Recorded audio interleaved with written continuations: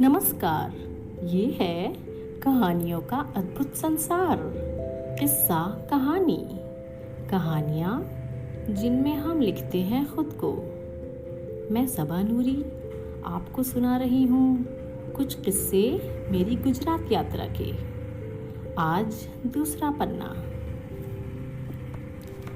बादलों की आवाजाही के बीच चिड़ियों की चहचहाहट और मध्यम हवा के ठंडे झोंकों को आंखें मूंद कर महसूस करती हुई मैं अपनी बालकनी में लटके स्विंग चेयर झूले में बैठी थी।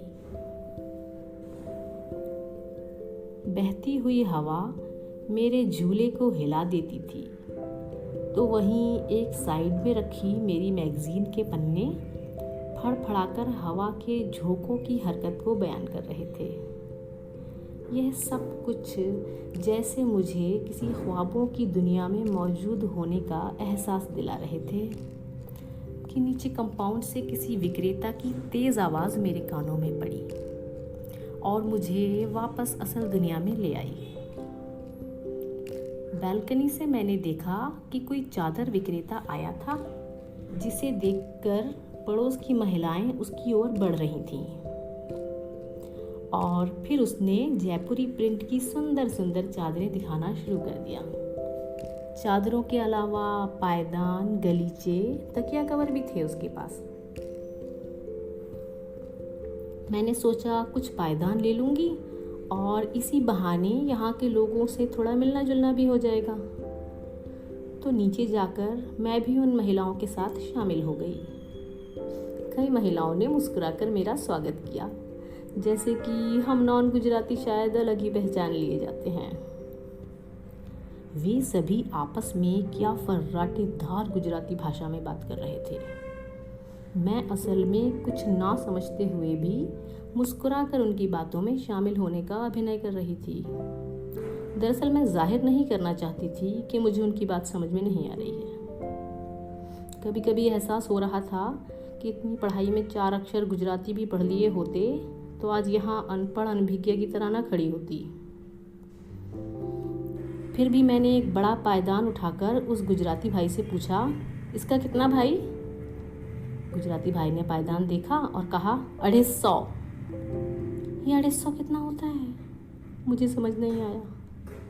मैंने इधर उधर देखा। एक और महिलाएं बड़ी शिद्दत से चादरों के कपड़े की गुणवत्ता को परखने में व्यस्त थीं। फिर मैंने अपने दाईं ओर नज़र घुमाई कि कोई तो मेरी मदद करे, तो इधर महिलाएं गलीचे की कशीदगी को बड़ी बारीकी से निहार रही थीं। किससे पूछूं? इतना तो तय है कि यह 250 का अर्थ 150 या 250 में से ही कुछ होगा। कोई नहीं। अब मैंने एक मखमल का गलीचा हाथ में लेकर पूछा, इसका कितना भाई? 250। उसने जवाब दिया। यह भी 250? ये 250 तो पीछा ही नहीं छोड़ रहा। अब मैंने एक कॉटन का तकिया कवर का सेट उठाया और पूछा, इसका कितना भाई? गुजराती भाई ने चादर तह करते हुए जवाब दिया, 90। क्या? अब तो हमारी आईब्रो ऊपर और मुंह खुला। कितना? 90। उसने दोहराया। अरे पहले दाम बताओ तभी तो लेवूं, मैंने भी कह दिया। फिर पता नहीं क्या हुआ, उस गुजराती भाई ने अपने दोनों हाथों से अपना सर पकड़ लिया और कहा, अरे कोई समझाओ इसको। और फिर उन सभी पारखी महिलाओं की गुणवत्ता परख क्रिया को धक्का लगा और उन्होंने हमारी ओर ध्यान दिया। शू था यूं? यानी क्या हुआ?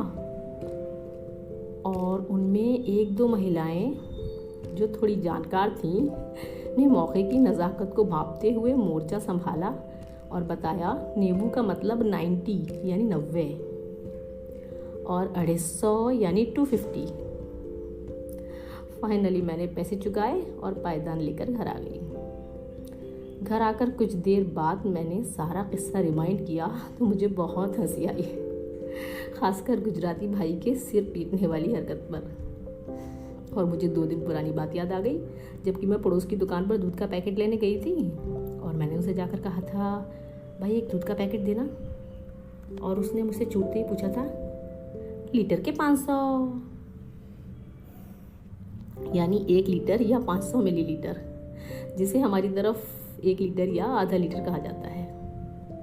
तब से मैं भी यही कहती हूँ कि भाई 500 वाले 3 पैकेट देना। यहाँ के लोगों के साथ रहकर मुझे लगता है थोड़ी गुजराती तो मेरे साथ जाएगी दिल्ली तक। वैसे भी हमें अपनी मातृभाषा के अलावा कुछ क्षेत्रीय भाषाओं का ज्ञान तो होना ही चाहिए, है ना। आज का किस्सा यहीं तक। कुछ और किस्सों के साथ फिर हाजिर होंगी। तब तक के लिए धन्यवाद।